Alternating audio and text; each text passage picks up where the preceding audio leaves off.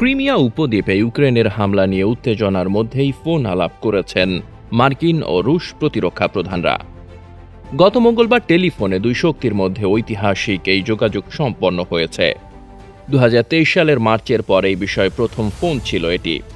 গত সপ্তাহে ক্রিমিয়া উপদ্বীপে করা ইউক্রেনের হামলার জন্য যুক্তরাষ্ট্রকে সরাসরি দায়ী হিসেবে চিহ্নিত করে রাশিয়া, কারণ সেখানে যুক্তরাষ্ট্রের সরবরাহকৃত 5টি ক্ষেপণাস্ত্র দিয়ে রাশিয়ার মাটিতে আঘাত করে ইউক্রেন। এই হামলায় 4 জন রুশ সেনা নিহত হন। ব্রিটিশ বার্তা সংস্থা রয়টার্স এই খবর জানিয়েছে।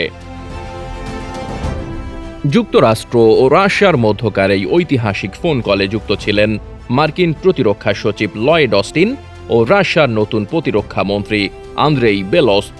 তবে দুই পক্ষের মধ্যে কি কথোপকথন হয়েছে তা নিয়ে দুই দেশ বলছে সম্পূর্ণ দুই ধরনের কথা।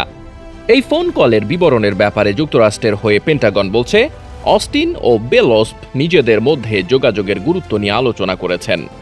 পেন্টাগনের মুখপাত্র বিমান বাহিনীর মেজর জেনারেল প্যাট্রিক রাইডার সাংবাদিকদের বলেছেন, মার্কিন প্রতিরক্ষা সচিব অস্টিন প্রথমে কথোপকথন শুরু করেছিলেন।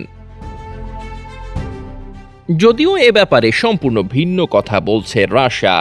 এ ব্যাপারে রুশ প্রতিরক্ষা মন্ত্রণালয় বলেছে, 28 মাস পুরনো এই যুদ্ধে ইউক্রেনে মার্কিন অস্ত্র সরবরাহ অব্যাহত রাখার বিপদ নিয়ে অস্টিনকে সতর্ক করেছে বেলস। পরবর্তী মেসেজিং অ্যাপ টেলিগ্রামে প্রকাশ করা রুশ মন্ত্রণালয়ের একটি বিবৃতিতে বলা হয়েছে, ইউক্রেনের সশস্ত্র বাহিনীকে মার্কিনীদের নিয়মিতভাবে অস্ত্র সরবরাহ করার কারণে যুদ্ধ পরিস্থিতির আরও অবনতি হচ্ছে বলে ইঙ্গিত করেছেন রুশ প্রতিরক্ষা মন্ত্রী আন্দ্রেই বেলস্প।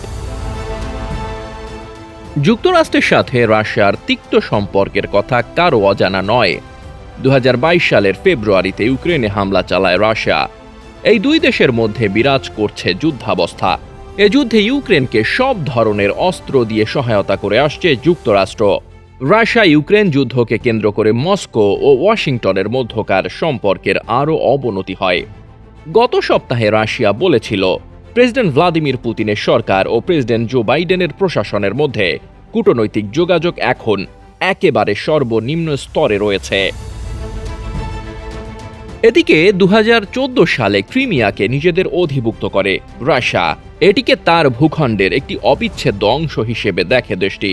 বিশ্বের অধিকাংশ দেশই এই সংযুক্তির নিন্দা করলেও কোনো কর্ণপাত করেনি পুতিনের রাশিয়া।